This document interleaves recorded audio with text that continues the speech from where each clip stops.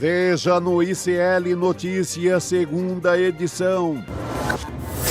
Ministro sob suspeita. Dias Toffoli é pressionado para enviar caso Master para a primeira instância. Bolo descarado. Tarcísio divulga a agenda e mostra que não tinha nada de grandioso em dia de visita a Bolsonaro. O falso Conselho da Paz. Sem grandes potências, Trump funda grupo que deve ser rival da ONU. I've always said the United Nations has got tremendous potential, has not used it. Foco no Oscar. O Agente Secreto recebe 4 indicações. Entre elas, melhor filme e melhor ator para Wagner Moura. O ICL Notícias, segunda edição, está no ar.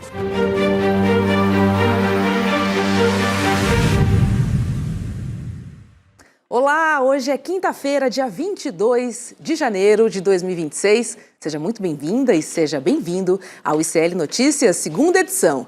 Olha, pegando o meme da Gabi, de boas notícias, a gente até vai se esforçar, né, Chico? Mas acho que o roteiro de Brasília, principalmente, não ajuda não, viu, Fábio? Deu a louca no roteirista do Brasil, né? Deu a louca. Aliás, Fábio, seja muito bem-vindo pela primeira vez Roberta. Aqui nos nossos estúdios. Isso, primeira cientista vez político, aqui no N2. que vai estar conosco aqui no N2. Obrigado, Chico. Pô, que bacana, meu velho. Opa! Prazerzaço, mestre. Valeu, Fique à querido. vontade, a casa é sua. Muito obrigado. Vamos lá, gente. Vamos começar com notícias não muito claras, mas a gente vai tentar desvendar aqui, né, Fábio? Porque após adiar a visita ao ex-presidente Jair Bolsonaro na prisão, que seria hoje, o governador de São Paulo, Tarcísio de Freitas, divulgou a agenda oficial que prevê apenas despachos internos para essa quinta-feira. A informação reforça a avaliação dos bastidores de que o cenário político influenciou na decisão de Tarcísio para evitar o encontro com Bolsonaro. O governador vive um momento de estresse com a família do ex-presidente, já que os bolsonaristas têm pressionado por um apoio mais enfático à candidatura de Flávio Bolsonaro. O filho 01 do seu Jair chegou a dizer a veículos de imprensa que o encontro seria para Bolsonaro dizer a Tarcísio diretamente que a candidatura dele estava completamente descartada e que este teria sido, então, o motivo real do cancelamento da visita ao ex-presidente Jair Bolsonaro. Aliados afirmam que Tarcísio quis evitar antecipar movimentos eleitorais, já que é cotado para disputar o Planalto neste ano, embora sempre reitere que é candidato à reeleição. Olha, despachos internos, acho que daria para reorganizar a agenda, né? Se o encontro fosse tão importante assim, não dava. A impressão que me dá é que o Tarcísio está ouvindo aquela musiquinha de fundo. Não sei se vou, se fico, não sei se fico ou se vou. Ele tem ouvido bastante essa musiquinha, porque o gesto, ele é tão importante na política quanto o não gesto, a não ação, né? Diz muito, né? Isso, diz muito. O que você faz, o que você fala, o que você não faz, o que você não fala. Dizem as más línguas que nesse final de semana o Flávio teve uma conversa bastante importante com o Tarcísio, dizendo, você vai lá, conversa com o meu pai e ele vai te passar o recado. O Tarcísio se poupou desse constrangimento de tomar um pito do seu Jair, lá na Papudinha, e o que a gente tem visto agora é jogo de cena. Todo mundo entendeu, todo mundo percebeu que de fato o Tarcísio não foi até Brasília porque ele não desistiu. Quem acredita que o Tarcísio desistiu da campanha, preste atenção nos próximos movimentos. As próximas semanas vão dizer muito. Ele tem até abril, basicamente, para tomar a decisão dele. A gente vai ver muita água correr nesse rio ainda. Chico, você é um dos que não acreditam, né, nessa candidatura de Tarcísio. Não, mas concordo com a leitura, do Fábio, no sentido assim, ele não quis fechar ainda o roteiro da história. Tá. Ainda tem aqui uma possibilidade para jogar com essa, mas eu creio que é mais para se fortalecer em São Paulo na reeleição, porque pega a pesquisa agora, toda pesquisa possível, o Tarcísio está descobrindo que não tem voto por ele mesmo. Isso é cruel. Aquela coisa do rompimento do criador e da criatura não dá para ele fazer agora. Eu acho que ele coloca em risco, inclusive, a reeleição em São Paulo se ele rompe. Então ele está tentando administrar com jeito. Não foi para Brasília, mas ao mesmo tempo ele não disse que rompeu com ninguém. E nem pode. Ele não pode se dar essa autoridade. Então ele está administrando ali com muito cuidado. Mas essa não ida a Brasília, concordo com o Fábio inteiramente, ela diz muita coisa que não está consolidado, que ele, pelo menos, está jogando uma confusão aí na cabeça do bolsonarismo. Mas não tem voto. Não se reelege aqui em São Paulo se ele tirar uma onda de que é o todo-poderoso aqui no Estado. Eu acho que depende muito ainda do voto bolsonarista. Ainda está amarrado a esse voto. Pode ser que daqui a pouco ele tenha vida própria. Acho que ainda não tem. Ele depende desse capital político, né? Depende muito. Vale a gente lembrar que até 2022 o Tarcísio nunca tinha concorrido a uma eleição na vida dele. Sim, boa. Essa foi a primeira eleição. Então, de fato, sem o bolsonarismo, a gente não sabe o que vai ser do Tarcísio. Bom, É isso aí. Acho que é por aí a história. para a presidência, você vê alguma possibilidade ou vai ficando cada vez mais distante essa chance? Política é igual nuvem, né, Roberta? Cada hora que você olha, tá de um jeito diferente. Então, eu não arrisco um palpite. Acho que a luta tá posta. A gente viu articulações da própria Michelle, né? Talvez a Michelle poderia ser vice do Tarcísio. E aí seria, de fato, um rompimento com os filhos, definitivo. Então, o jogo tá em aberto. O Tarcísio não desistiu. Se ele tivesse desistido da corrida, para mim ele tinha enviado sinais mais claros de apoio à candidatura do Flávio. Ele iria, por exemplo, até a Papudinha, ouvir o que o Jair tem a dizer, se o caso fosse, vou ficar apenas em São Paulo. Não me parece. Não existe espaço no Brasil para uma terceira via há muitos e muitos anos. Dizem alguns que o Tarcísio pode tentar uma terceira via no Brasil. Veremos. Eu até gostaria desse rompimento, torço por esse rompimento, para que o Tarcísio experimente ali uma carreira solo. Eu acho que quebra a cara, assim, mas eu gostaria muito de ver esse movimento. O sinal de hoje, assim, é de que pelo menos vai jogar uma confusão aí no bolsonarismo, até abril, até a data dele cair fora do Palácio. Porque ele não é que ele volta para o Palácio se perder a eleição. Adeus! Terá que reconstruir tudo. Fica sem a cadeira no Palácio dos Bandeirantes, sem poder, rompido com o bolsonarismo. Então, ele tem assim, um apoio muito forte do dinheiro. O dinheiro todo quer ele desesperadamente. Quando falo dinheiro, é Faria Lima, Fiesp, as federações de indústrias, as entidades patronais do agronegócio, todo mundo o ama, o venera, e ele é o candidato ideal.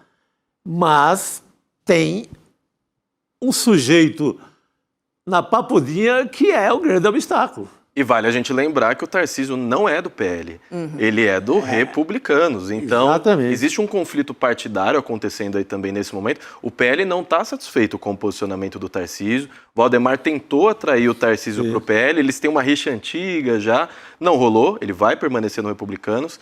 E eu não arriscaria um palpite em dizer qual vai ser o movimento do Tarcísio. Ouso dizer que nem ele sabe exatamente o que ele vai fazer. Com certeza também está acompanhando essas pesquisas que saem todos os dias, né? Tá. E aí ele pensa, eu sou governador do maior estado do país. E evidentemente que ele ficou tocado, né, Roberto? Teve um período agora, você abria Folha, Estadão, ou ligava ali Globo News e tal, era um verdadeiro clamor pela candidatura dele. Era uma frisson. Nas esquinas da Faria Lima, se ouvia ali o eco Tarcísio. Exatamente, era uma devoção pelo cara, assim, de uma forma... A mídia também, né? A mídia toda, Globo News, CNN, tudo, Bandeirantes, todo mundo no mesmo saco. Um amor sem fim. Claro que ele ficou tocado.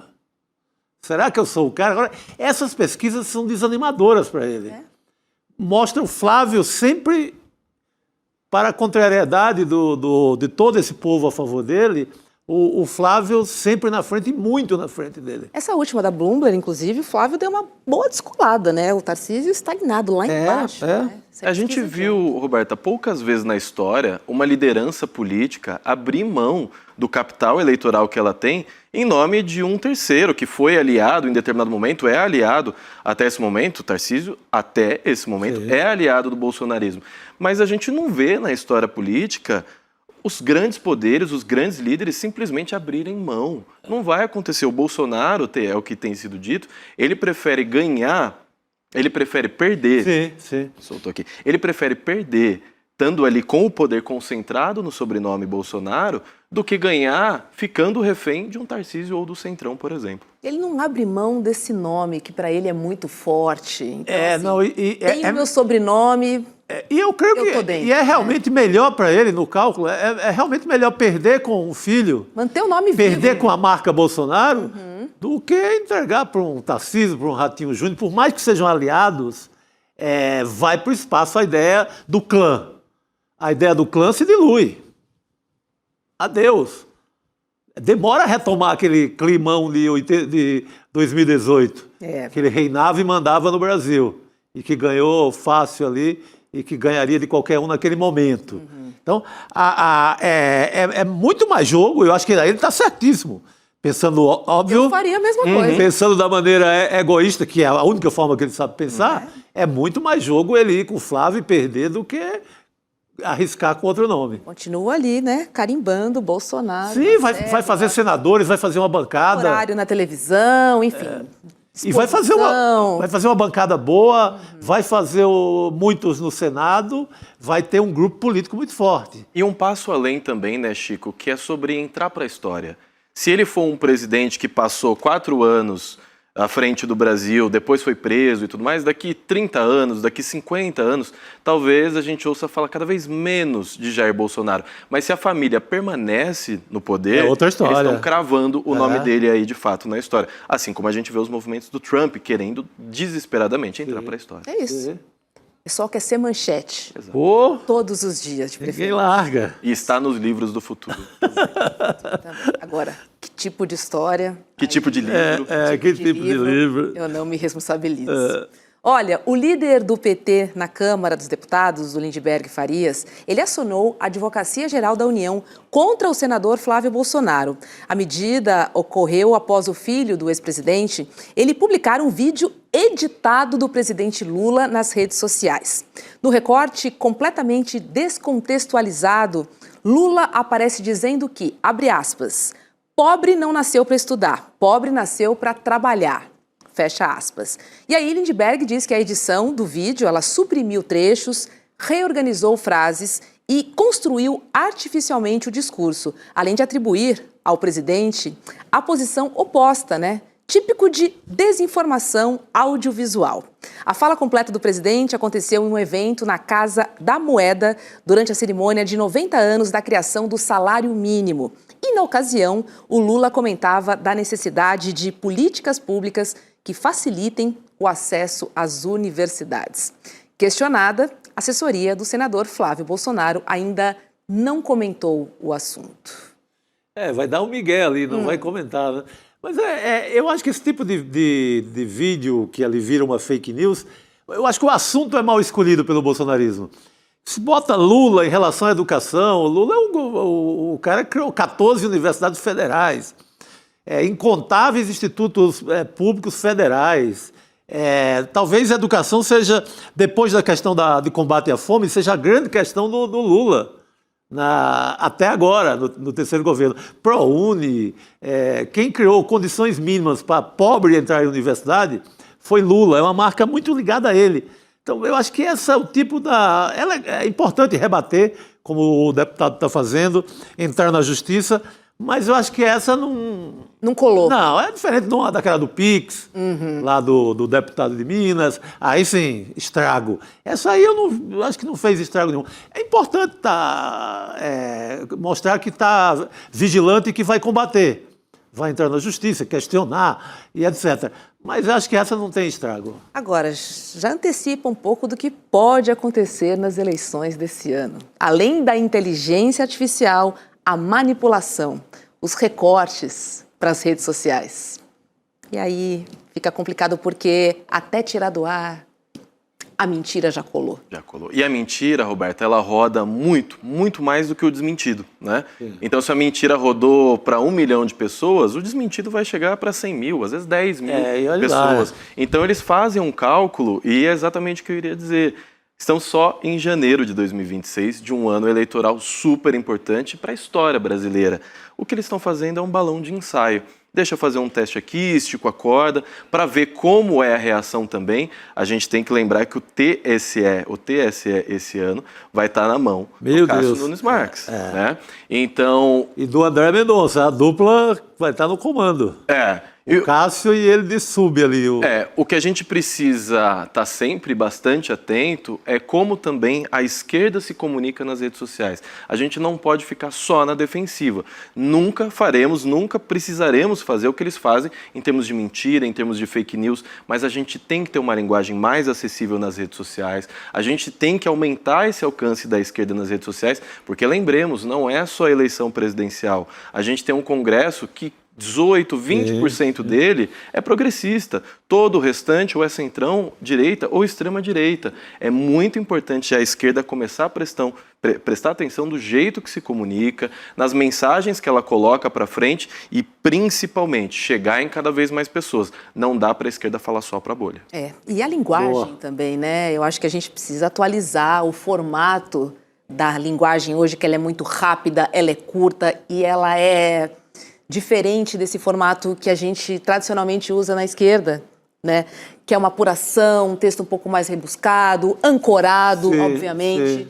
E muitas vezes essa técnica não vai funcionar para as redes sociais. Na maioria das vezes não. Eu creio que nesse sentido a comunicação oficial do Planalto com o Sidônio, ela é melhor do que a da militância e do que a esquerda no geral. Acho que a esquerda é mais velha nesse sentido do que a própria comunicação oficial, que está muito ligeira, está muito rápida, está muito boa. A mudança que essa comunicação oficial sofreu com a entrada do Sidônio Palmeira é absurda.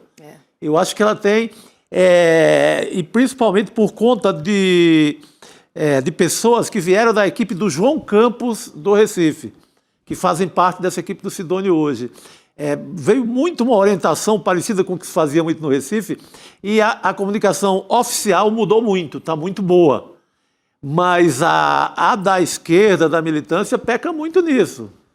Às vezes explicação demais. A pesquisa, a intelectualidade. A gente da esquerda, vê uma preocupação da esquerda com medo de ser rasa, né? Não vou ser raso assim. Faz um vídeo de 1 minuto e meio e coloca a fonte. Dá para você adaptar a linguagem de forma como que ela seja um funil. Então você começa com 1 minuto, depois as pessoas que se interessarem por aquela pauta, se você for convincente o suficiente, elas vão avançando, vão compreendendo mais. O que não dá, e eu sou da academia, é só para a gente ficar numa linguagem acadêmica que só cientistas políticos compreendem. Não é possível do povo, assim. Totalmente. Assim, é uma linguagem realmente muito complicada. Agora, ontem a CNN disse que o Sidônio talvez não saia da SECOM. Teoricamente, ele iria para a campanha do presidente Lula até para levar toda essa bagagem, né, dessa nova cara de comunicação do governo federal. Tomara que ele tenha feito bons discípulos, né? A ver. Sempre deixa um ou outro ali. Tem uma moçada lá, mais jovem também, e que funciona, e é quem está fazendo essa operação, né? O Sidônio funciona ali como um orientador, um guia ali do conteúdo, assim, mas quem bota a mão na massa e faz esse vídeo mais veloz, mais comunicativo, mais rápido, mais TikTok, é essa moçada jovem com esse reforço que veio de Pernambuco. Muito bom. Olha, tem uma pesquisa da Atlas Intel Bloomberg que foi divulgada hoje e ela aponta qual é o maior problema do Brasil. Vamos dar uma olhadinha nos números. Bota na tela, por favor. Olha lá. A corrupção, a gente está vendo aí, é o principal problema do Brasil para 64,9% dos brasileiros. A criminalidade e o tráfico de drogas aparecem em segundo lugar, com 49,9%. Já o extremismo e a polarização política vêm em terceiro, com 25,2%. Essa pesquisa ouviu 5.418 pessoas entre os dias 15 e 20 de janeiro e a margem de erro é de 1 ponto percentual para mais ou para menos. Nossa, que Vamos margem falar. curta, né? Então, o nível de confiança é de 95%. Meu Agora, Deus. fiquei, assim, pensando sobre a polarização política, que aparece em terceiro lugar com 25,2%. Achei curioso esse resultado. Acho que as pessoas estão de saco cheio, né? É. Estão de saco cheio. A gente vem assistindo esse movimento de polarização, de extrema polarização, porque a polarização ela é normal na política, né? Mas de Extrema polarização extrema, desde 2016, 17, ali em 2018 explode, 2022 mais ainda. Esse ano a gente vai ver a continuidade disso. Então acho que existe um cansaço da população brasileira em relação a isso. Mas me chama a atenção como o caso do Master e o caso do INSS, eles escalaram novamente a corrupção para o topo das preocupações dos brasileiros. Porque as últimas pesquisas que a gente tinha visto, a violência estava no topo. Sim. Ó, foi para segundo lugar. Eu acho que a grande novidade é essa saída da violência do topo. Porque a gente aqui apostava todo dia que a violência ia ser o grande debate. Pelo visto está mudando um pouco para a corrupção. E da polarização eu achei até baixo, porque algo que incomoda muito mesmo. Então, eu achei baixo. Está em terceiro lugar. Eu esperava assim, mais. Pode até não incomodar tanto a gente que trabalha com isso, está todo dia política e tendo obrigatoriamente que se informar e tal. Mas digamos, o brasileiro mais dentro da normalidade ali, que está lá no seu serviço normal, se incomoda muito com isso. Com a forma que hoje politizamos os filmes, os discos, Os amigos, a comida, as a conversa, a festa, o Jorge Ben, que seja. Ganhou um prêmio, em quem será que ele votou? Exatamente. Cantor que apoia tal, aí eu não vou mais no show dele. Enfim, para mim, assim, essa polarização é muito viva ainda, viu? E me chama a atenção nessas pesquisas, desigualdade nunca está no topo, né? Eu acredito que um dia que a gente tiver desigualdade no top 3, no top 1 das preocupações dos brasileiros, talvez a gente consiga avançar nessa pauta também, porque enquanto ela estiver lá no fim da fila, fica mais difícil. É verdade. É maluco, né? Não ter essa percepção, né? Não tem. Aliás, nunca houve, em nenhuma pesquisa, lá, acompanhando a eleição desde 89, como repórter e tal, jamais, nunca na história desse país, como diz o Lula, a desigualdade aparece como preocupação do brasileiro. Pois é. Quando aparece a economia, é na inflação, Sim. numa coisa mais urgente ali. Mas a percepção que a gente vive na sociedade mais desigual do mundo não aparece. É o principal problema, obviamente, Com certeza, Chico. mas não aparece. Essa é a maluquice. Ou seja, a grande mídia está fazendo um trabalho perfeito nesse sentido. Não deixa que a gente perceba. Tá trabalhando direitinho.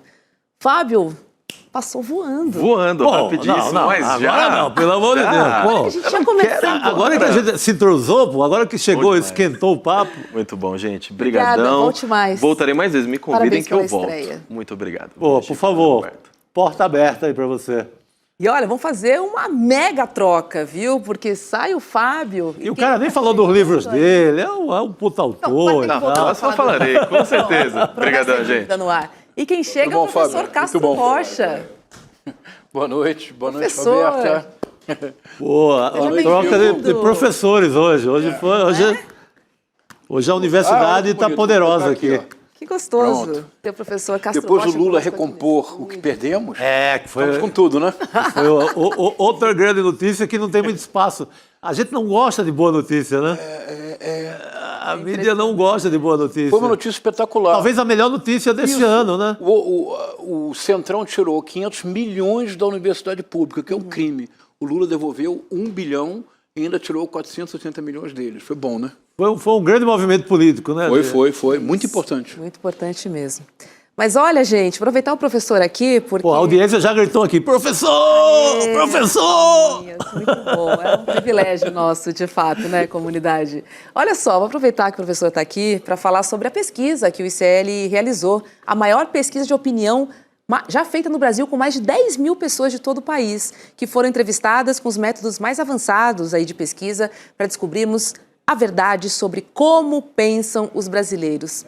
E os resultados serão revelados numa super live de lançamento hoje, coladinha no N2. E o senhor vai participar, né, dessa live? É uma honra. Eu tive a sorte de receber a pesquisa estudei a pesquisa com muito cuidado. É uma pesquisa absolutamente notável, que tem um ponto metodológico que me encantou, Chico.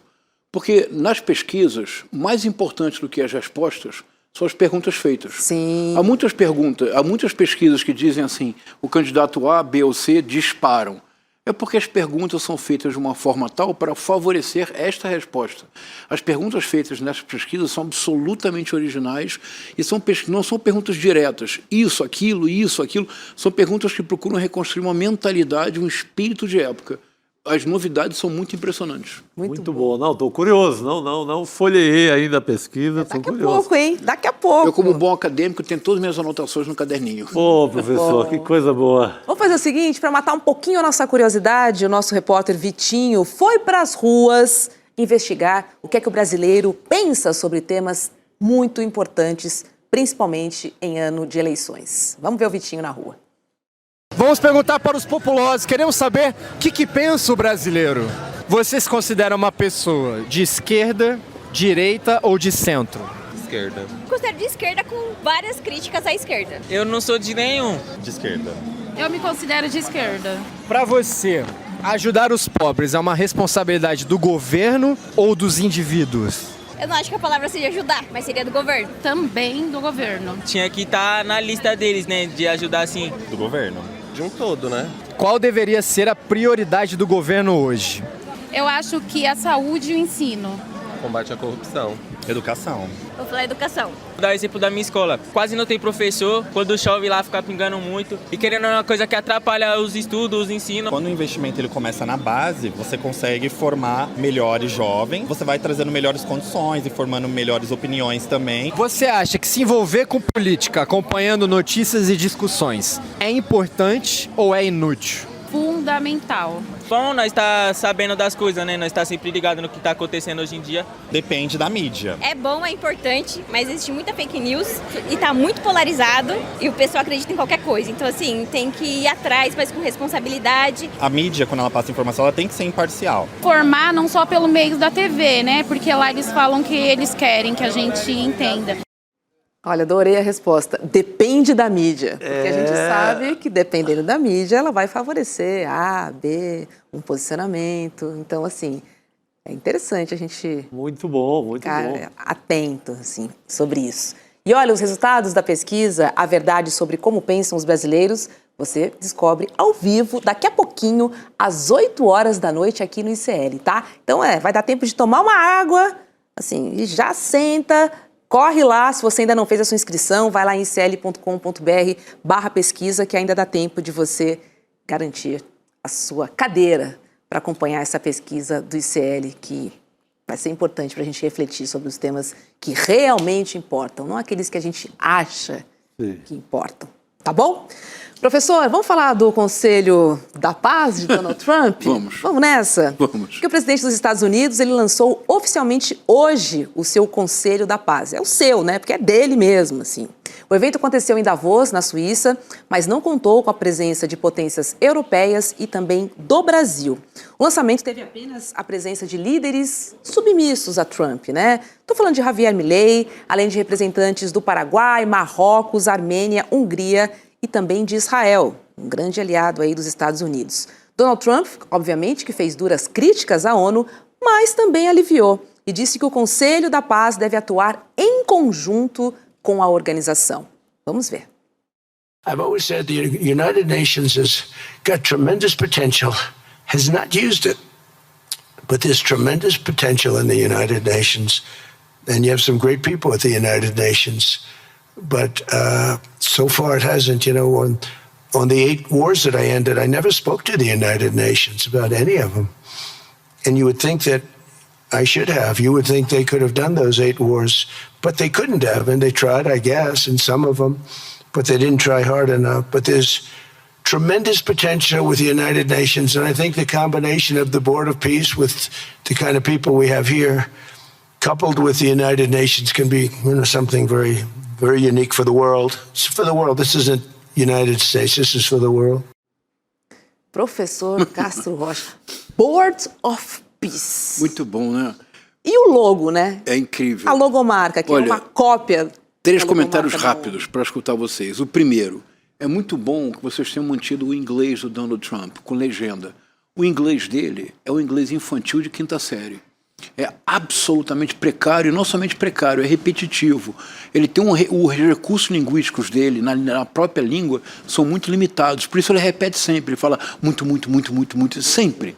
Segunda observação, estamos no universo do George Orwell, 1984, é a nova língua. Você fala amor quando você deseja ódio, você fala paz quando você almeja guerra. Esse conselho de paz é simplesmente um conselho de guerra. Sim. E dentro desse conselho de paz há uma proposta que é absurda, que é isentar o Netanyahu de qualquer tipo de crime. É algo similar ao que os militares fizeram no Brasil com a lei da anistia, para assegurar impunidade para crimes imprescritíveis. Os crimes do Netanyahu contra o povo da Palestina são crimes de guerra e, portanto, são crimes imprescritíveis. Último comentário. Você percebe a mentalidade do Trump.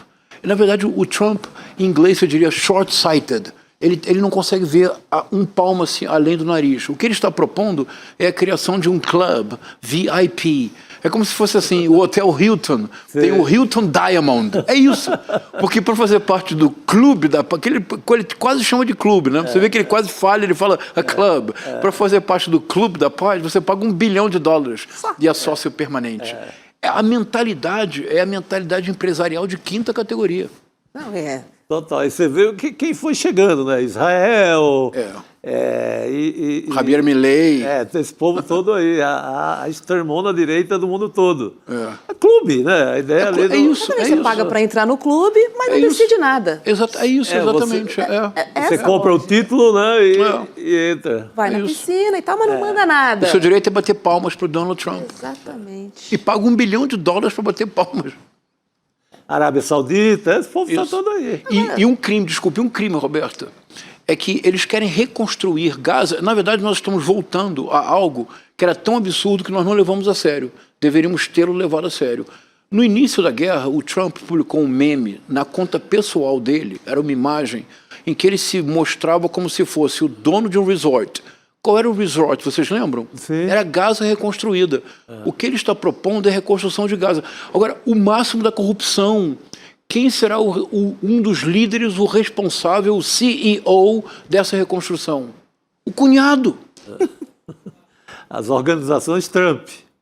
É muita vilania e ostentação, não é? Sem limite. A nossa produção separou a logomarca para a gente ver, né, do Conselho da Paz, e a gente vai mostrar para vocês agora. Olha só, professor, assim, nossa, praticamente uma cópia, né? Só que assim, da logomarca da ONU, só que aí não aparece o mundo. Isso. Boa. Só que aí não aparece o mundo, aparece ali a América do Norte, tem um pedacinho ali, ó. E é uma alusão ao Império Romano com essa... e dourado, né? Ali com... Dourado. É uma leve alusão ao Império Romano. Porque, na verdade, o que ele quer impor ao mundo é como a Pax Romana. A Pax Romana do Império Romano era mais ou menos simples, Roberto, era assim. Temos uma guerra, eu aniquilo, destruo você, temos paz.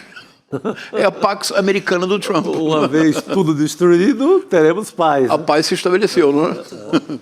E sobre a nova Gaza, que será erguida em 3 anos, a ideia é transformar, de fato, né, o território em uma costa de turismo, com prédios de luxo. Faz parte do acordo também uma garantia de imunidade e anistia para Benjamin Netanyahu, contra denúncias de crimes contra a humanidade.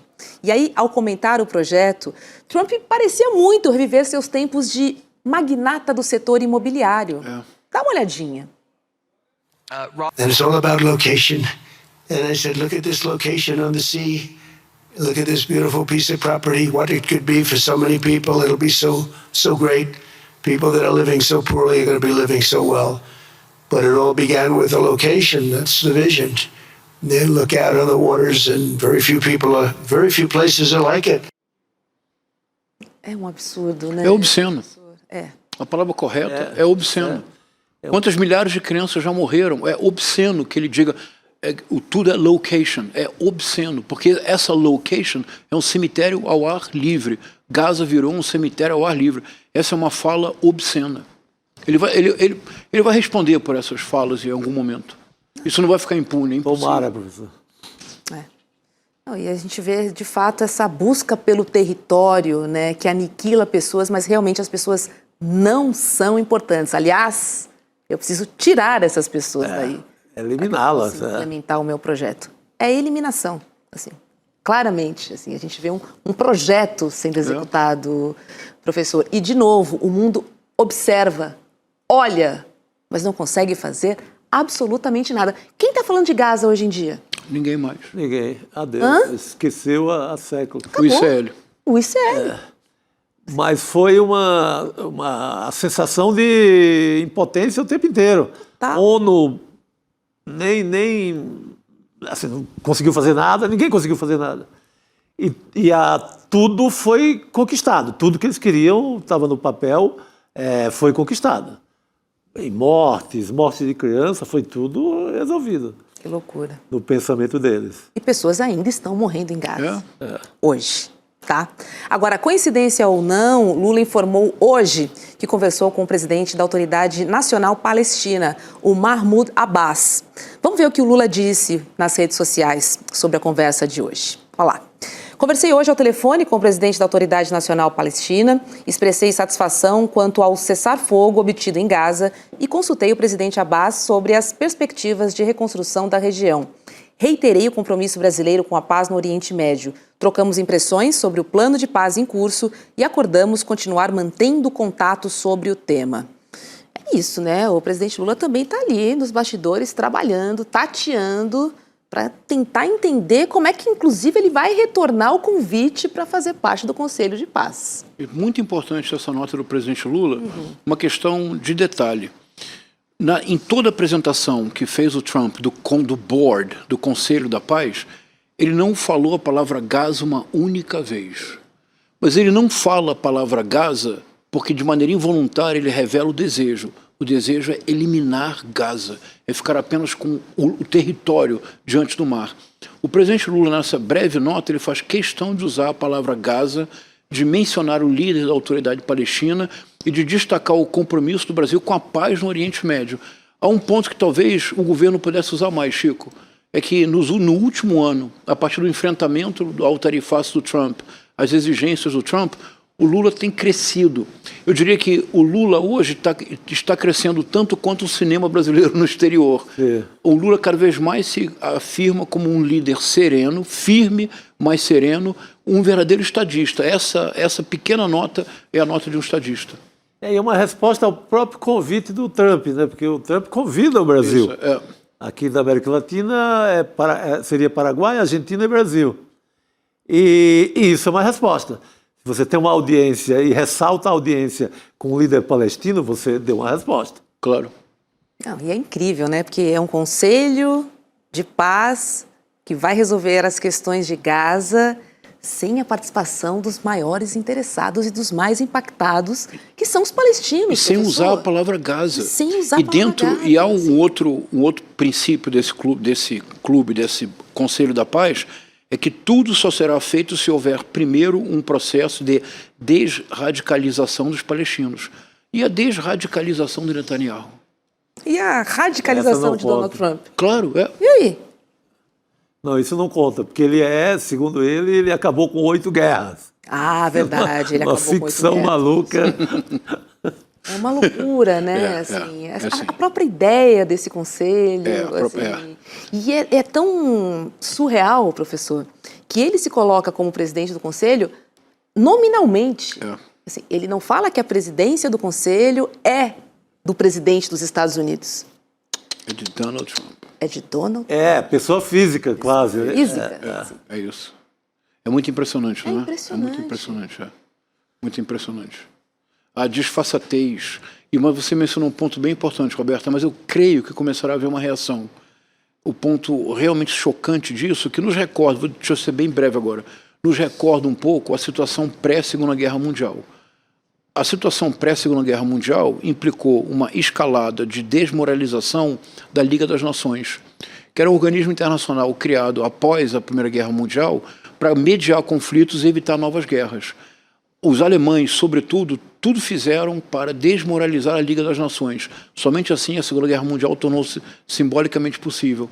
O que o Trump está propondo é uma substituição do Conselho de Segurança da ONU pelo seu Conselho Privado da Paz, que na verdade é da guerra.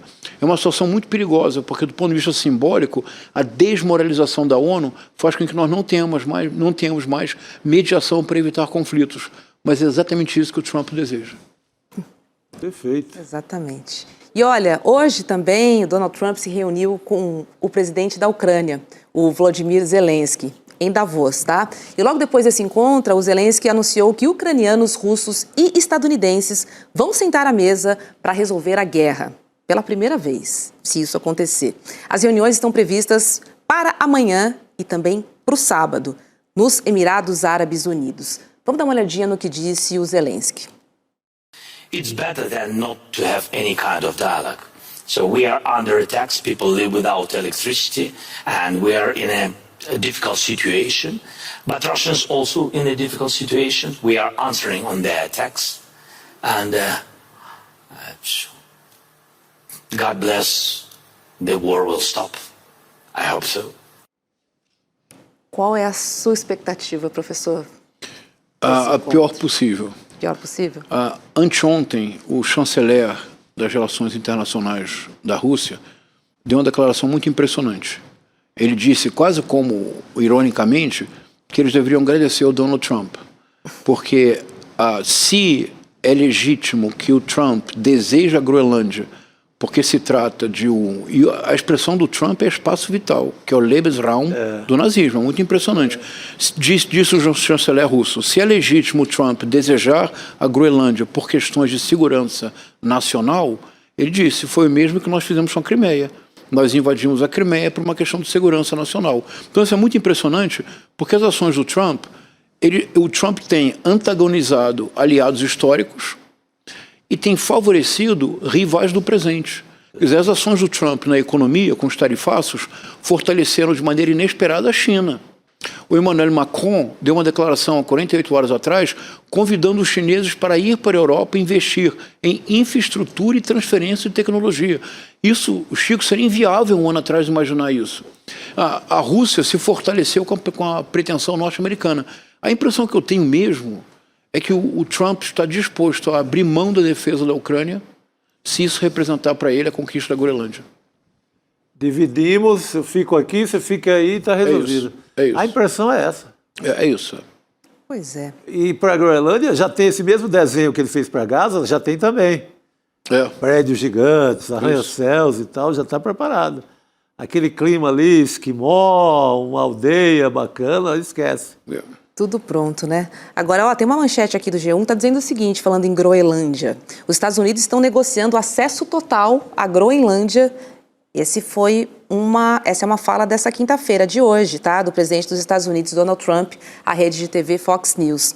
Ele não entrou em detalhes, né, sobre a proposta, mas o premier da Groenlândia havia dito que eles não estavam dispostos a ceder à soberania do território. Quer dizer, apesar daquela fala dele em Davos, que não usaria força, ele fez ameaças. Né? Então, assim, por essa declaração de hoje, a gente vê que ele realmente vai insistir. Vai. De outra maneira, mas vai insistir. Vai. É curioso, porque o Donald Trump, ele cada vez mais confunde política internacional com blefe. A impressão que eu tenho, de fato, se nós pensássemos numa imagem, o Donald Trump está jogando pôquer. Mas se ele está jogando pôquer, os chineses jogam Go. Os russos jogam xadrez. A única arma do Donald Trump é o blefe. Eu acabei de fazer uma negociação com a Noruega e terei acesso total às terras raras e a Dinamarca, a Groenlândia como um todo. Isso não é verdade. Podemos afirmar, isto não é verdade. Não existe, neste momento, nenhum acordo que permita ele dar acesso total à Groenlândia. Então, Chico, ele vai blefando. Ele vai jogando as cartas na mesa. Sabe o que pode acontecer? Se nós imaginar, falar para o Trump de Go e xadrez é impertinência. Um dia a China vai fazer o all-in. Vai apostar tudo. O Trump não vai ter cartas na mão para enfrentar. Vai ser, esse o cenário do jogo. Agora, eu acho que vão rifar a Groenlândia. O próprio governo da Dinamarca não é muito confiável. E a população da Groenlândia não confia também muito neles. Porque agora já estão dizendo que a conversa sobre a OTAN do Trump é viável, é legal, não é esse ditador todo do mundo não. E tal. Então, acho que o Trump vai ocupar em muito breve a Groenlândia, levar tudo o que quer de lá, usar como base militar, usar como queira. E a Europa, eu não acredito que... esboçou uma reação ontem, mas vai entregar do mesmo jeito, de joelhos. Chico, não há nenhum tipo de joelhos. Possibilidade de resistência do bloco, professor? Deveria haver, Chico, porque pelo menos nós temos que recordar a história. Aconteceu mesmo com a Polônia. Aconteceu mesmo com a Polônia e com a Áustria. O Hitler argumentou que a Polônia e a Áustria eram um espaço vital porque havia predominância de população falando alemão. E foi avançando. Foi avançando. E não parou. Quer dizer, só parou quando ele foi derrotado em Stalingrado. Porque, na verdade, parou nos russos. Só parou nos russos. Que lutaram heroicamente em Stalingrado, talvez tenha sido uma das batalhas mais épicas da história da humanidade. Só comparava a Ilíada do Homero. Porque em Stalingrado, Roberta, os alemães avançaram, dominaram tudo, chegaram até Stalingrado. Se dominasse Stalingrado, a guerra poderia virar a favor dos alemães. E em Stalingrado foi o povo.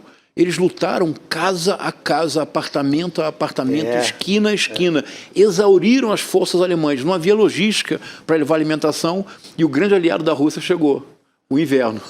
Mas só chegou porque o povo de Stalingrado lutou casa a casa. Isso é uma lição importante para nós. É lutar casa a casa, rua a rua, apartamento a apartamento. Então, entregar a Groenlândia é muito perigoso para o equilíbrio internacional. Porque se ele entrega a Groenlândia, por que a China não toma Taiwan? Por que a Rússia não toma a Crimeia? E a Ucrânia inteira? Objetivamente falando, se os Estados Unidos tomam a Groenlândia, por que esses outros movimentos não acontecerão? Nossa, é muito perigoso. A tendência é acontecer. É muito É a perigoso. Terceira Guerra Mundial. Sim. O Trump tem que ser parado. Quem pode parar o Trump, professor? Outubro de 2026. As midterm elections. As eleições de metade do mandato. Por que o Trump desesperadamente deseja uma guerra? Falemos claramente, Roberto. Ele disse, a semana agora, ele falou. Ele disse assim, se nós perdermos as eleições de metade do mandato, as midterm elections, eu vou ser impeachmentado. Aí, no dia seguinte, ele falou assim, mas se houver uma guerra, não pode haver eleições. E quando ele deseja uma guerra. O Trump deseja o mesmo que Netanyahu. O Trump, assim como Netanyahu, só sobrevivem se eles criarem inimigos imaginários permanentes e conflitos. E se ele chega muito desgastado para essa eleição aí de meio de mandato, ele bota uma guerra na parada e resolve. É isso. Porque quando ele faz uma guerra, ele também une a população, né? Os estadunidenses ali, de certa maneira, porque a gente está vendo conflitos, protestos, o pessoal está indo para a rua, de certa maneira, de certa forma. Não sei se vai chegar nesse período, porque se você pegar agora, há um pouco um incentivo ao contrário, meio de uma guerra civil. Isso. O climão é de guerra civil. A corda que ele dá no momento é de divisão total. Latinos fora, só fica branco, só a minha turma e etc. Mas eu acho que diante de uma derrota assim, iminente, uma derrota que não tem jeito nas eleições do meio do mandato, ele apela para uma guerra porque só tem a guerra, só tem como último recurso. Eu acho que ele não une o povo, ele tentaria lançar a mão de um instrumento legal. Mas me ocorreu algo agora. Posso falar uma coisa muito ousada? Por favor. O ICE é a SA do Trump. O Hitler, antes da SS, no momento de realmente tomada do poder pelos nazistas, o partido nazista tinha uma tropa, que era a SA, que era tão violenta, tão irracional, que quando Hitler chegou ao poder como chanceler em 1933, ele mandou a SS matar a SA, porque a SA era incontrolável no extermínio, na violência, foi usada para dizimar esquerdistas e dominando as cidades. Foi a primeira tropa, Foi a primeira tropa, SA. Isso me ocorreu agora, Chico. O ICE não é a SS, como nós estamos pensando. A SS surge quando o nazismo já está no poder e é, por assim dizer, uma burocratização da morte. A violência do ICE. E não é casual, então, que o líder do ICE tenha aparecido com aquele casaco na mão. Sim, com toda a simbologia. O ICE é a SA. Numa guerra civil, o ICE será o pelotão de frente do Trump. Caramba. É assombroso, assustador, mas caminha para aí. E olha só, gente, o governo dos Estados Unidos deixou oficialmente a Organização Mundial da Saúde, hoje, um ano depois do presidente ter anunciado, né, que estava rompendo com a entidade. O gesto aprofunda a crise nas agências internacionais e confirma a intenção da Casa Branca de se afastar da estrutura do multilateralismo que ordenou a diplomacia nos anos 80. Então a gente vê esse quebra-cabeça sendo montado também, né, professor? E de uma maneira muito aberta, muito clara e transparente. É sim. Só não lê quem não quer. É isso. E tem uma questão na ação do Trump que precisa ser destacada. Há um crítico brasileiro, Antônio Cândido, que tem um texto lindo de 1988, O Direito à Literatura. Ele defendia que deveria estar na Constituição brasileira, olha que bonito isso, Roberto, assim como tem o artigo 5º, né? Direito a, me ajudem, educação, saúde, lazer, a moradia, alimentação, salário digno, como elementos fundamentais da dignidade da pessoa humana. Antônio Cândido queria que tivesse outro direito, que seria direito à literatura. Seria outro país, não seria? Qual era o argumento do Cândido? Ele dizia assim: o mundo que surgiu depois da Segunda Guerra Mundial, especialmente depois do Tribunal de Nuremberg, depois do conhecimento do Holocausto, é o mundo dos direitos humanos. Ninguém mais hoje pode, diz o Cândido nos anos 80, ninguém mais hoje pode dizer, por exemplo, que os habitantes da Somália têm QI baixo. Ninguém hoje pode dizer que as mulheres da Venezuela são feias. Ninguém hoje pode dizer que vai reconstruir um país sem usar o nome Gaza. O mundo que nós vivemos hoje é a antípoda deste mundo surgido da Segunda Guerra Mundial. Hoje todos se dão o direito de dizer as coisas as mais abjetas possíveis e nós estamos naturalizando o absurdo. Isso que representa o Trump. Porque a gente ouve todo dia o absurdo, Chico. É isso. Todos os dias a gente ouve o absurdo. Chega uma hora que você fala... Eu me acostumei com isso. Exato. Ele discursa lá em Davos assim com a maior naturalidade e desce... O repórter pergunta também com a mesma naturalidade. É tipo assim, e aí, qual a data mesmo da invasão da Groenlândia? As venezuelanas são feias mesmo, sabe assim? É isso. Já está dado como fala escutada, a nova verdade. Eu achava que a população do Somália tivesse um QI mais baixo ainda. É uma declaração absurdamente eugenista, nazista, é uma declaração... As pessoas deveriam ter se levantado e ido embora na hora. Ninguém fez nada, ainda bateram palmas. Isso que acontece também. Agora, professor, como de costume, aqui no N2, né, o senhor faz um paralelo da realidade com a literatura, e a gente adora isso, tá? Hoje a gente tem Machado de Assis, uau! Né, de um livro... Quincas Borba. Exatamente. Eu vou pedir para nossa produção botar aqui na tela, porque a gente tem alguns trechos. Eu vou pedir para aproveitar a sua presença aqui para essa leitura, professor, por favor. Ai, que bom. Então vamos lá, rapidissimamente. Vai. Quincas Borba é um romance de 1891. Foi o romance mais difícil da vida do Machado de Assis. Ele publicou Memórias Póstumas de Brás Cubas em livro em 1881. Ele levou 10 anos para publicar o romance seguinte. Isso nunca tinha acontecido. Ele publicava de 2 em 2 anos um romance novo. Ele publicou em folhetim, depois em livro. Nenhum outro romance ele modificou tanto quanto Quincas Borba.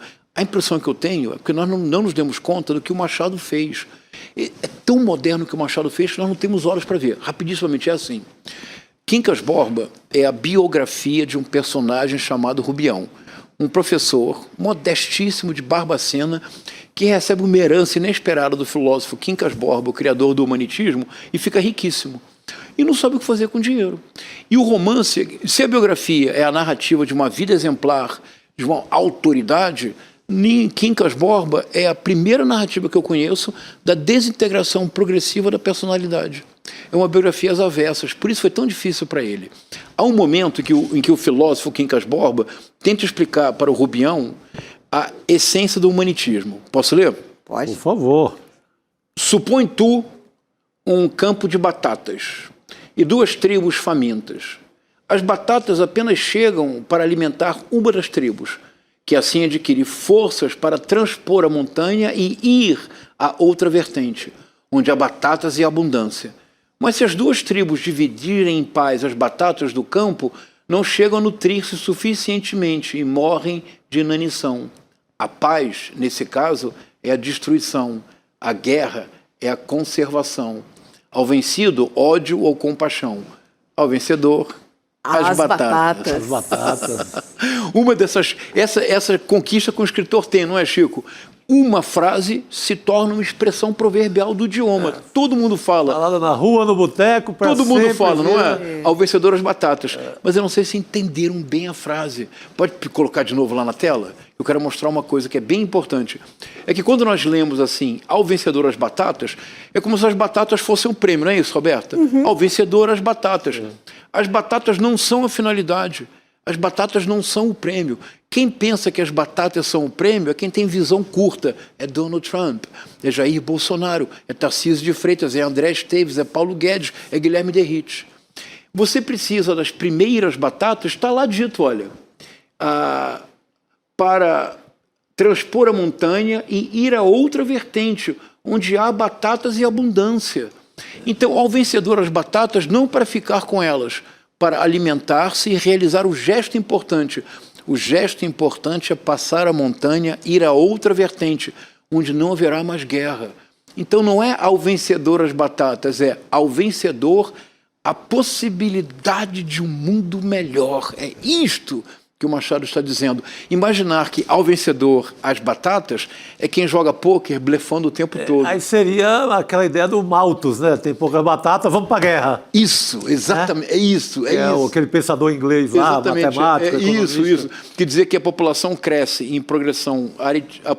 os alimentos crescem em progressão aritmética, mas a população em progressão geométrica. Haveria um momento que não haveria alimentação Então vamos jogar a batata e eles disputariam numa guerra. É isso. Então, mas o que o Machado está dizendo é excelente observação, Chico, porque o Machado dá o salto em cima dele. Ele dá o salto ao vencedor as batatas para construir um mundo melhor. Neste mundo não haverá mais guerra. Perfeito. Você acha que o Trump vai entender isso? Nunca, né? A gente tem mais uma tela, certo, temos. professor? Vamos ver. Que aqui, então, é a genialidade do Machado. Então, o Rubião, como eu disse, é esse modesto professor de Barbacena, que ganha uma fortuna inesperada, não sabe o que fazer com ela, e o romance é a história da desintegração de uma subjetividade até a loucura. O Rubião termina louco, e como todo louco, deseja ser Napoleão. Mas como Machado é o de Assis e é um gênio, o Napoleão que o Rubião deseja ser não é o que nós pensamos. Vamos ler, Chico, olha que genial, Chico. Então, o barbeiro relanceou os olhos pelo gabinete, onde fazia principal figura a secretária, e sobre ela os dois bustos de Napoleão e Luís Napoleão. Em poucos minutos começou o barbeiro a deitar abaixo as barbas de Rubião, para lhe deixar somente a pera e os bigodes de Napoleão III. Encarecia-lhe o trabalho, afirmava que era difícil compor exatamente uma coisa como a outra. Ou seja, pera é cavanhaque, a única palavra que é diferente hoje em dia. O Rubião deseja ser um Napoleão, mas o Napoleão que ele pode ser não é o Bonaparte, Le Grand, é o Luís Napoleão, o sobrinho do Napoleão, que foi eleito presidente, dá um golpe, vira imperador. O Karl Marx escreve o 18 Brumário sobre este golpe, fundamental leitura para o mundo contemporâneo. O Rubião é o Napoleon Le Petit, é o pequeno, o Napoleão. Ele enlouquece, mas na loucura dele, como ele apenas compreendeu que é o vencedor das batatas, ele não pode ser o Napoleão. Ele é Napoleão. Napoleãozinho. O pequeno. Le Petit Garçon. Eu proponho que a partir de hoje no ICL nós falemos Trump, Le Petit. Le Petit, o pequeno, isso aí. Aí mexe com os brios, hein? Aí, bom. Aí, olha só. Ele não vai gostar muito não, viu? Fica com a gente aqui, que eu vou chamar a doutora Damares Medina. Com alegria. Para a gente conversar sobre o STF, esse rolo do Banco Master, Dias Toffoli. Doutora Damares, boa noite, seja bem-vinda. Boa noite, Roberta. Boa noite, Chico. Boa noite, professor Cássio Rocha. É um privilégio estar aqui com vocês nesse começo de ano, animado. Animado. Já desde o dia 3 de janeiro. Doutora Damares, como sempre. Olha, o Procurador-Geral da República, o Paulo Gonet, ele decidiu arquivar a representação apresentada por deputados da oposição que pediu o afastamento do ministro Dias Toffoli do Supremo Tribunal Federal da relatoria da investigação que apura fraudes financeiras envolvendo o Banco Master. A apuração é do jornal O Globo. A representação alegava possível impedimento ou suspensão de Toffoli por ele ter viajado na mesma aeronave em que estava o advogado do diretor de compliance do Banco Master e investigado no caso. Na decisão pelo arquivamento, o Gonet afirma que os fatos narrados já estão sendo analisados pelo STF com acompanhamento da própria PGR. Mas o ministro Toffoli avalia enviar a investigação contra o Banco Master para a primeira instância da Justiça, onde o caso tramitava até o final do ano passado. A definição virá somente após as investigações descartarem a suposta participação do deputado federal João Carlos Bacelar, do PL. É que a menção a Bacelar na investigação teria levado o processo ao STF, tribunal responsável por investigar autoridades com foro. Desde dezembro, doutora Damares, ordens do ministro têm gerado incômodo na Polícia Federal e no próprio STF, que passou a discutir nos bastidores algumas maneiras de evitar maiores desgastes à imagem da instituição e também pensar numa saída honrosa para Dias Toffoli. O envolvimento do ministro, ganhou novos ares, com a informação do resort da família dele, que era ligado ao Banco Master. Então, tem mais esse capítulo da novela. E o Metrópolis, então, divulgou com exclusividade um vídeo de janeiro de 2023, onde Toffoli aparece recebendo o empresário Luiz Pastore, dono do grupo metalúrgico Ibrame, e o banqueiro André Esteves, do BTG Pactual. O episódio, então, exemplificaria, segundo a reportagem, a rotina do lugar, frequentemente usado por Toffoli para receber empresários, banqueiros e políticos. O que dizer, doutora Damares? Bom, falando em batatas, a quem interessa essas batatas todas? Aí é batata quente. Pois é, quentíssima. E, na verdade, que batatas são essas? É muito importante nós chamarmos atenção para um reposicionamento discursivo desse tema. Na verdade, não é o Supremo que está no banco dos réus, porque está se formando uma cortina de fumaça muito interessante, a partir da qual o Master, a socialização de prejuízos privados de uma instituição financeira pela compra de um banco público que não foi aprovada pelo Banco Central, sai de cena e, de repente, os protagonistas se tornam os ministros do Supremo Tribunal Federal. É muito conveniente nós tirarmos a Faria de Lima do debate e lançarmos todos os olhares para esses encontros questionáveis dos ministros do Supremo Tribunal Federal. Mas antes de falar do ministro Dias Toffoli em si, é importante nós lançarmos um olhar em perspectiva sobre como o Supremo opera a sua competência penal originária, porque nós estamos falando de uma possível suspeição e nós já falamos aqui em outros programas sobre essa promiscuidade, que é uma prática tradicional no Brasil, de partes, advogados, interessados, encontrarem-se individualmente com os ministros para tratar de processos de seu interesse que os ministros vão decidir, sendo relatores ou não. Esses encontros se dão no Supremo Tribunal Federal, em audiências, em jantares, em resortes, em caronas em jatinhos. E para tratar especificamente dessa conduta do relator do processo, que é o ministro Dias Toffoli, nós não podemos perder de vista um outro inquérito que foi aberto de ofício pelo ministro Alexandre de Moraes.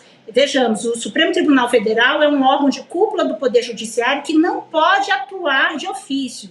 O Supremo só pode atuar mediante provocação, que no caso da competência penal originária é privativa do Procurador-Geral da República. Então nós temos duas frentes. De um lado, o ministro Dias Toffoli, que avocou esse processo que estava em primeira instância por suposto envolvimento de um dos congressistas, que seria uma autoridade com foro privilegiado, e de outro lado, a problemática já está sendo julgada no Supremo. O ministro Alexandre de Moraes abre um novo inquérito de ofício para apurar supostos vazamentos do COAF de dados financeiros de quem? De sua esposa, que supostamente teria celebrado um contrato multimilionário com o Banco Master. Então, todas essas questões vêm à tona, mas parece que, dada a tradição do Supremo Tribunal Federal, a verdadeira intenção é criar uma cortina de fumaça sobre as batatas que, na verdade, estão no sistema financeiro, e essa tentativa, né, de socializar os prejuízos privados do Banco Master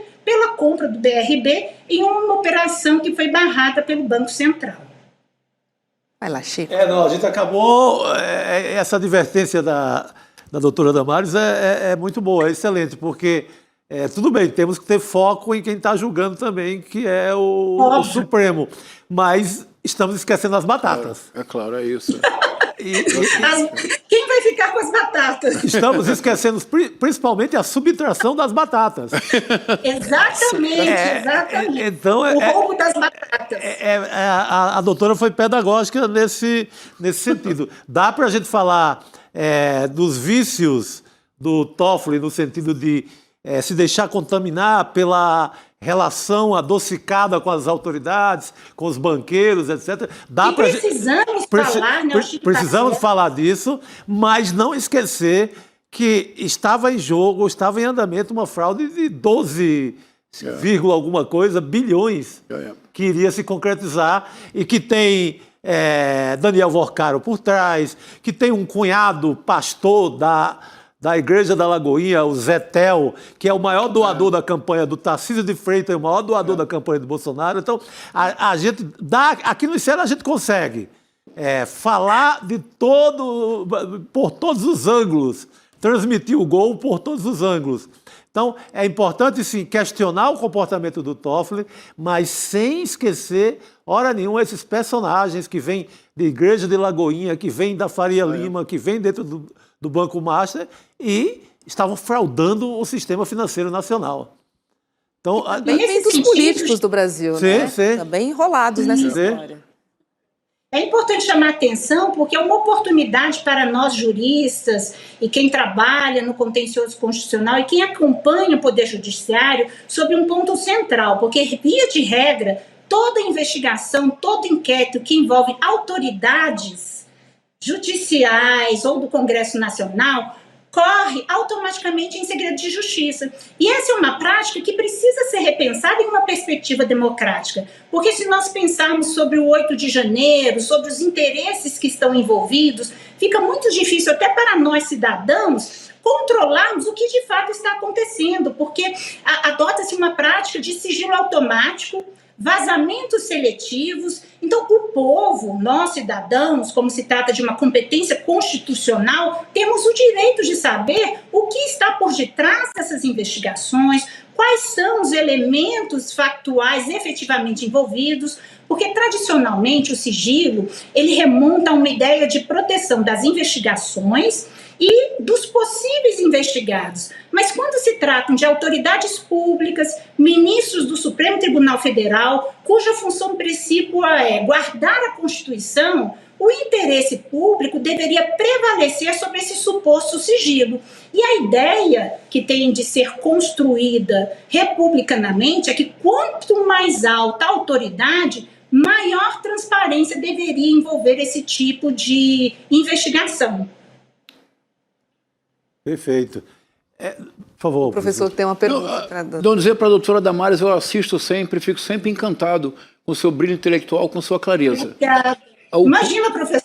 Não, é verdade. Eu acho que a senhora destacou um ponto fundamental.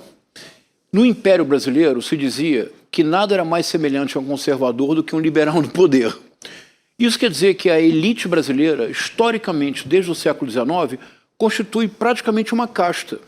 O fato objetivo de que nós sejamos, se eu não me engano, é o único país, a senhora me corrija, se não for, que tem 4 instâncias recursais, é evidentemente uma forma que a elite tem de autoproteção, porque o cidadão comum não tem condições objetivas de chegar nem à 3ª instância, quanto mais ao Supremo Tribunal Federal, constituindo uma banca de advogados. Nesse sentido, eu acho que a senhora tocou num ponto fundamental.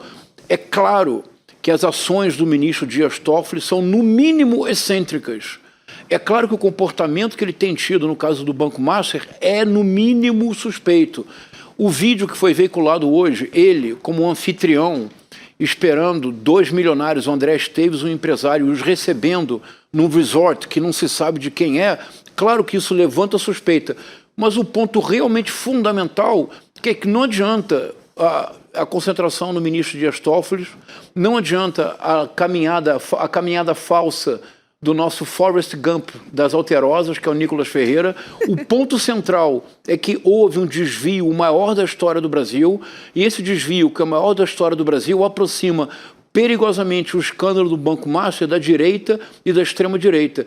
E sempre no Brasil, quando há qualquer escândalo da esquerda, doutora, na linguagem é aumentativo, mensalão, petrolão, radiolão. Quando há um escândalo da direita, é diminutivo, rachadinha, ou se abafa, como parece que é a intenção agora. Eu faço questão de bater nesse ponto, porque quem está no banco dos réus é o Banco Master, são as autoridades envolvidas. Essa prática no Supremo Tribunal Federal, ela está longe de ser republicana, mas, infelizmente, está longe de ser excepcional.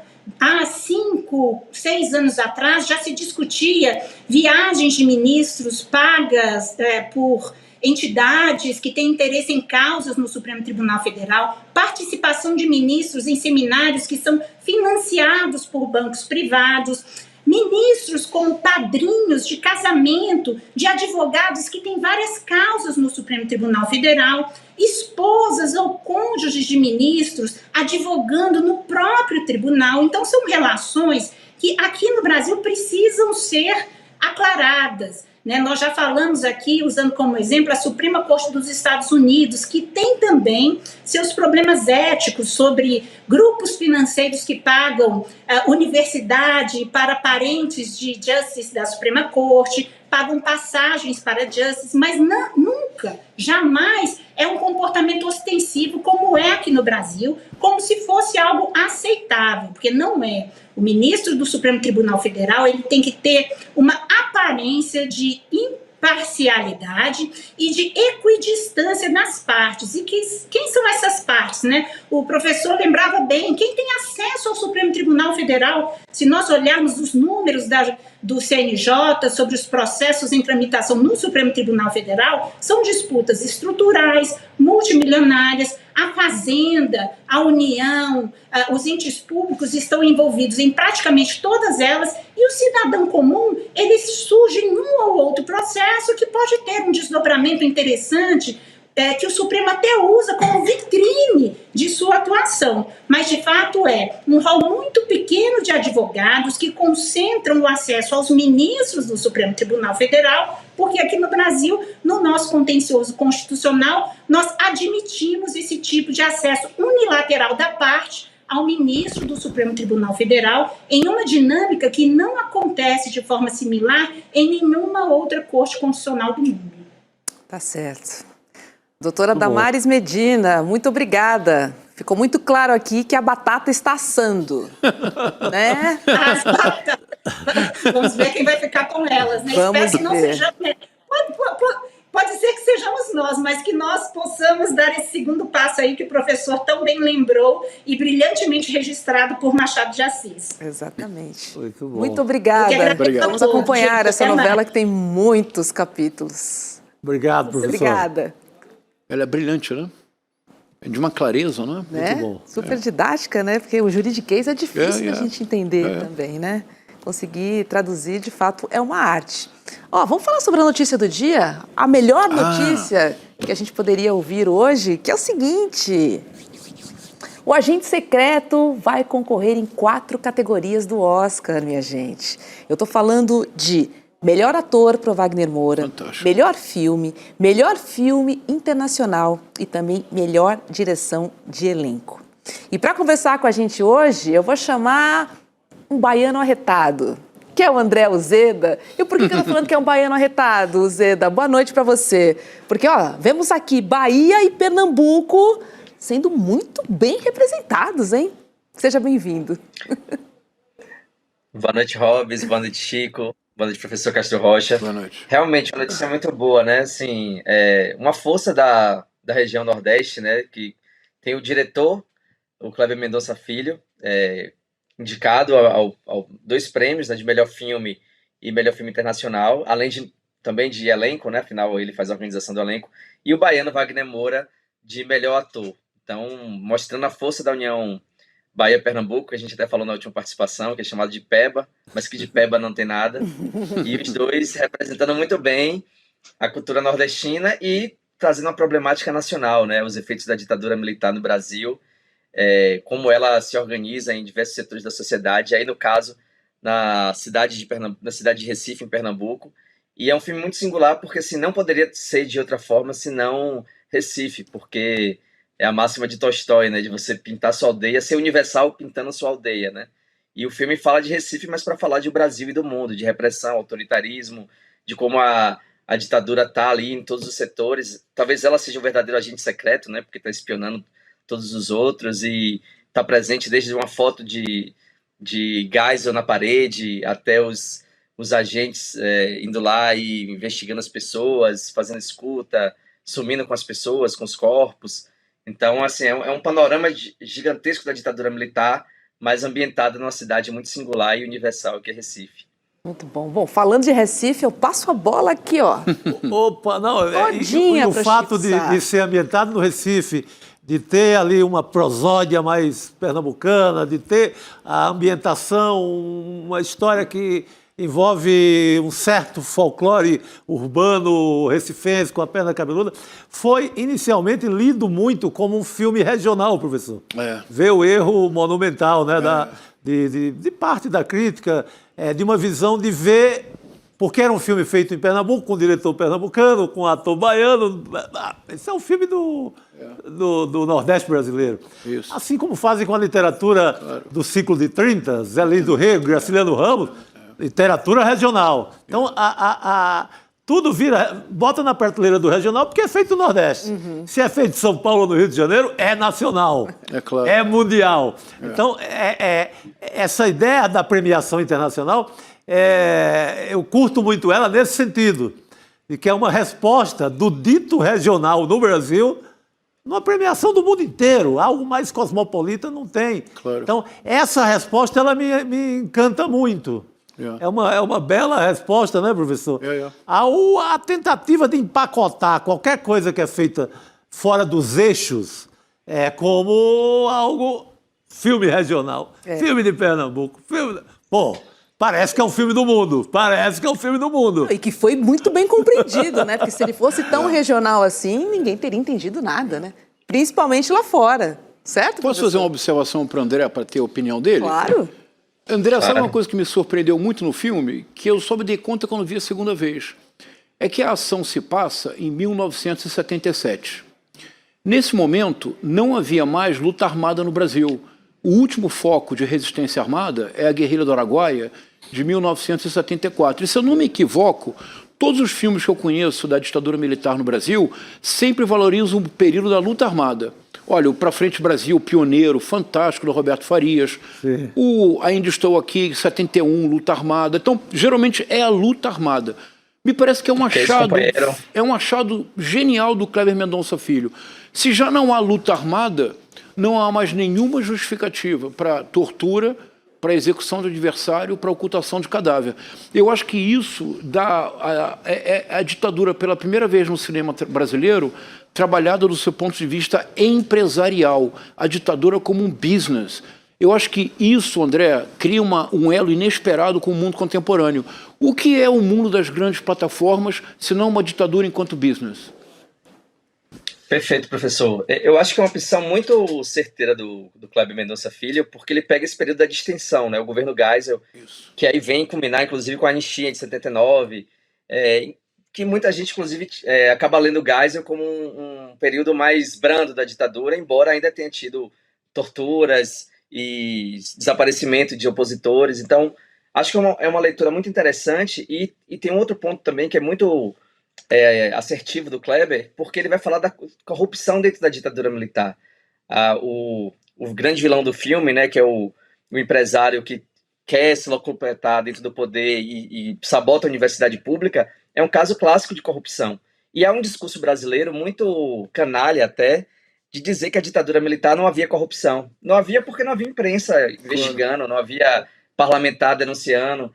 Então há um discurso hoje na atualidade que a ditadura era um período de limpeza moral, de que o poder público agia, os empresários estavam todos bem intencionados e os governantes eles estavam sendo imbuídos do melhor poder público, mas na verdade não tinha fiscalização, não tinha transparência, não tinha imprensa.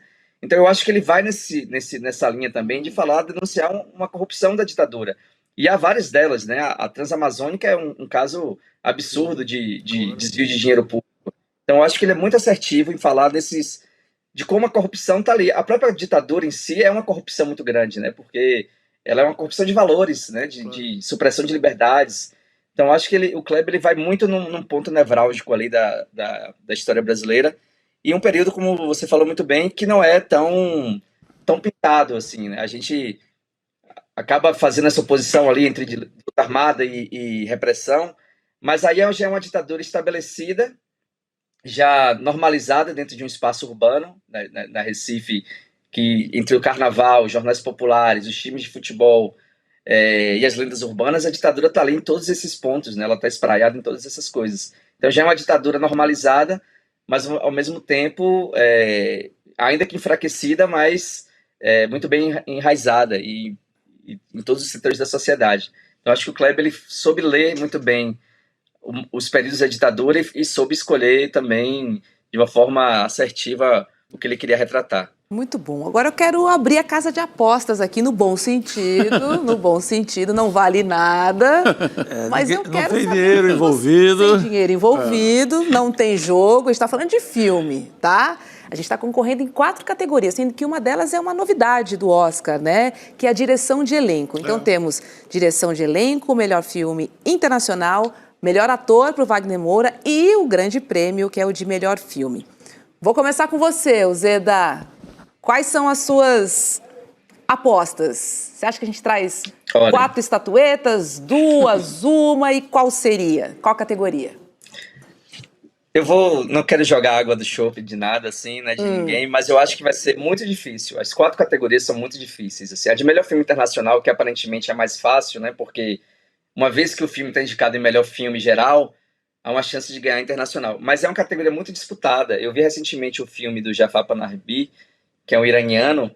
É um filme muito precário, assim, ele não teve condições de filmar, não tem o mesmo cuidado, o mesmo esmero que o Agente Secreto teve, por exemplo, né, de cenário, ambientação. É um filme muito mais precarizado, mas é uma história absolutamente poderosa, né, de denúncia também de um regime autoritário. Então, assim, eu acho que é uma categoria muito difícil de ganhar, mas se fosse votar, eu acho que melhor filme internacional poderia ser contemplado, como foi Ainda Estou Aqui ano passado. E acho que de melhor ator, talvez a que eu torça mais, porque o Wagner é baiano, como eu, então talvez seja a categoria que eu tenha mais afeição e torça mais, mas também é muito difícil.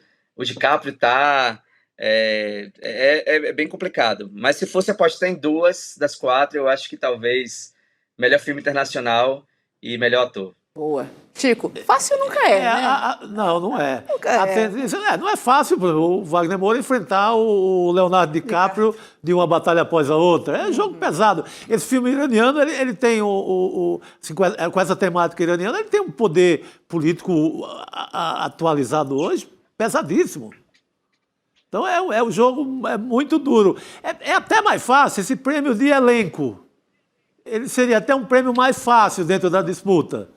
E o elenco é maravilhoso. Nossa, o elenco essa inteiro. Mas na aposta eu vou repetição do Globo de Ouro. Melhor filme internacional, E o senhor, professor? Vamos lá. Para ficar rico de vez. Vai. melhor filme internacional e melhor elenco. Eu acho que o melhor ator, que eu acho o Wagner Moura um ator espetacular. Mas aí fica rico, porque pega todo mundo, né? Se eu acertar o Zeda, eu fico rico. Melhor elenco, melhor filme internacional. Eu vou dobrar a aposta, porque eu também acho que é melhor direção de elenco. Direção de elenco e filme internacional. Eu tô contigo. Então vamos ficar ricos juntos. Vamos. Divide? Agora, um cenário que eu acho que seria complicado é se Wagner Moura ganhar e o filme não ganhar, porque aí a Bahia vai tirar muita onda com o Pernambuco. Não Só ganhar o Wagner Moura. Vão aproveitar. Mas é merecido Essa também. rivalidade não vai acabar nunca. É o Nordeste. Se ficar assim, eu já tenho a desculpa. É o Nordeste, foi o Nordeste que ganhou. É verdade. Eu amplio a área. Agora, esse final de semana vai ser gostoso pra gente correr em algumas plataformas de streaming para assistir os filmes indicados. A gente ir ao cinema para rever O Agente Secreto, né? Um filme longo, acho que vale, né? Uma segunda visita aos cinemas, enfim. E comemorar, né? Porque a indicação também já é muito valiosa e é muito importante. Pensando que, enfim... É muito importante para o cinema brasileiro no geral, porque... Pô, isso é o incentivo que vai ser para a garotada, como o Kleber falou lá no Globo de Ouro. Quero que isso sirva para o jovem diretor de cinema, o cara que está começando a fazer seu curta, sinta-se incentivado, né? Poxa, claro. O cinema o que o cinema mexeu com o Recife dos anos 90, desde o Baile Perfumado, que é o primeiro filme, o Pernambuco tem uma grande safra de cinema nos anos 20 e volta nos anos 90. E depois do Baile Perfumado se faz todos esses filmes premiados assim, em Cannes, Berlim e etc., principalmente por conta de política pública, que a gente esquece. A primeira lei de incentivo ao cinema, ao audiovisual, focada só nisso, com a obrigação de ter dinheiro via lei, não dependendo da cara, se o governo gosta ou não do cineasta, foi em Pernambuco a partir dos anos 90. Então, você vê assim, o Kleber agora pode ganhar um Oscar. Ele pode ganhar um Oscar, uma história que começa no incentivo público ao cinema de Pernambuco. Muito bom. Muito bom. Então são coisas que, às vezes, na festa a gente esquece, né? Claro. Só estendendo seu comentário, o Wagner Moura também, ele é filho de uma lei de incentivo do regime carlista, de Carlos Magalhães, ao teatro baiano. Ele, o Lázaro Ramos, Vladimir Britia. Então você vê que realmente faz a diferença, né? Quando o poder público incentiva. E olha que a gente está falando do regime carlista, que não era nem, nem fazer muitos elogios, mas de fato transformou o teatro baiano e veio uma leva de atores ali a partir do filme A Máquina, a peça A Máquina, de João Falcão, e são atores que estão até aí hoje, né? Estão internacionalmente, nacionalmente, desempenhando grandes papéis. Então, realmente, o incentivo à cultura, ela faz uma diferença absurda. Muita verdade. Coisa. E era tudo que Bolsonaro não fazia. Queria. Não, ele lutou desesperadamente. O filme da Petra lá, houve intervenção do governo para tirar de lista de Oscar. Exatamente. Gente. Talvez ele sonhe que o filme sobre ele um dia possa concorrer ao Oscar. Sei lá, né? Tem um filme sobre ele, né? Tem um filme sobre ele sendo rodado, né? Vai saber. O Zeda, vamos torcer. Vamos torcer porque acho que vale a gente mandar as melhores energias aí. Por favor. Pelo menos uma estatuetazinha para casa, de novo. Não, duas. De 4, 2, eu acho que... Tá bom, né? Tá bom. Se vierem as 4 também a gente vai adorar. Se vierem as 4, ainda tem uma quinta, pode vir uma quinta, que é a do Adolfo Veloso, que também concorre com um Sonho de Trem, de fotografia. De repente vem 5, né? Nossa, vamos ver. Aí é demais. Aí é festa. Aí vou pra galera. Zeda, obrigada. Vamos torcer. Boa noite pra você. Valeu, querido. Valeu, gente. Obrigado. Beijo e abraço. Valeu. Só alegria, né? Hoje os posts, né, do Kleber vendo, né, que o filme tinha sido indicado. Sim, não, festa total, a gente merece. Bombou, vários memes, aí vem os memes e vem tudo junto nesse pacote que a gente adora, né? Afinal de contas, viva o cinema nacional, né? A gente precisa valorizar cada vez mais e ir pro cinema, viu? Apesar de que tá caro pra caramba, vamos falar a verdade aqui, mas... Tá caro. Não é um programa barato, mas se você puder, acho que vale comprar sua pipoquinha e curtir. Tem o Cine CL também, mas esse fim de semana vamos maratonar, porque tem no streaming, pra você que tá, né, com o bolso mais apertadinho, dá pra assistir no streaming, tá bom? É isso aí. Vamos curtir o Oscar.